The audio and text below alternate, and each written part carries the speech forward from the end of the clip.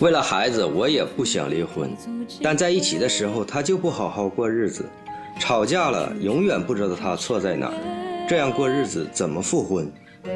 我也不知道为什么他的脾气就这么大，得理不饶人，总是和我吵架。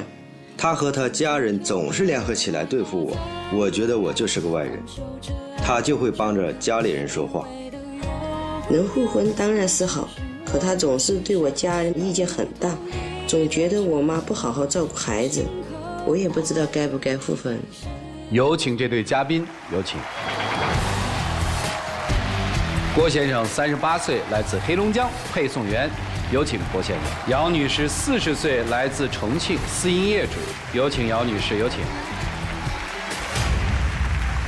主持人好。好，你们俩现在是个什么关系？朋友关系。朋友关系，曾经是啥关系？曾经我俩是夫妻关系。离婚多久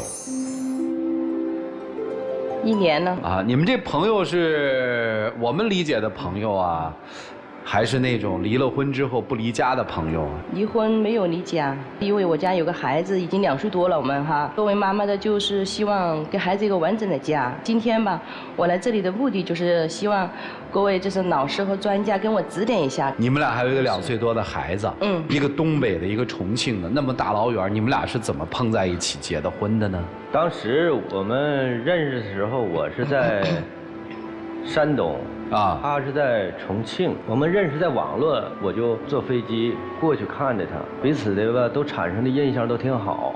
之后就结婚了，完之后就有的小孩。为什么离的婚呢？因为我俩这个性格吧也不合，完之后饮食方面吧也有很大区别。他每顿都是除了麻就是辣，时间长了我就吃不了。就为这破事儿，值当的吗？这他不算啥事儿啊，关键他总这样啊，说一回也不听，说一回也不听。干嘛这样呢？都结婚在一起了，为什么不照顾照顾呢？他瞎说。你看每次我做的时候吧，我就问他你想吃什么我就做什么，他咋说你做什么我就吃什么，结果我做完了之后吧，他就来脾气。还有什么呀？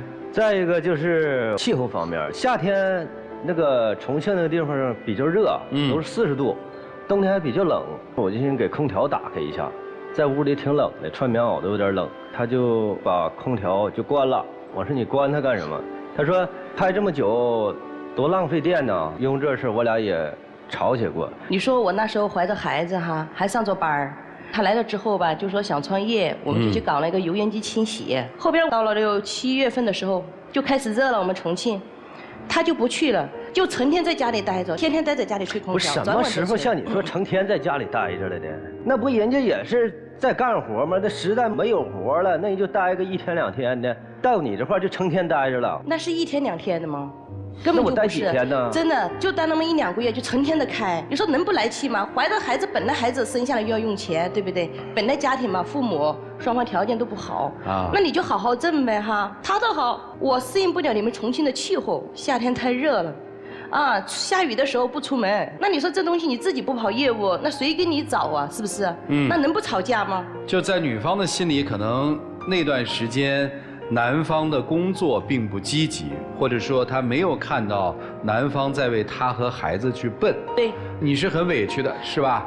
你是觉得你干了，他没看到。是，我觉着我干的很累都。听明白了，还因为什么呢？后来孩子出生了以后，他妈帮照顾着，把孩子带乡下去了，孩子的眼睛有一次差一点没弄坏了。就是我妈妈跟我带孩子，因为我要上班。那孩子睡觉的时候吧，他床上翻下来了，翻下来旁边就是有一个栏儿，刚好吧，他可能有个柱子这么地孩子摔下来之后，把这个左眼这里卡了，因为这事儿他还推我了，就在那里吵我。吵得可厉害了你妈怎么照顾的？要是我孩子眼睛卡瞎了，你负责还是你妈负责？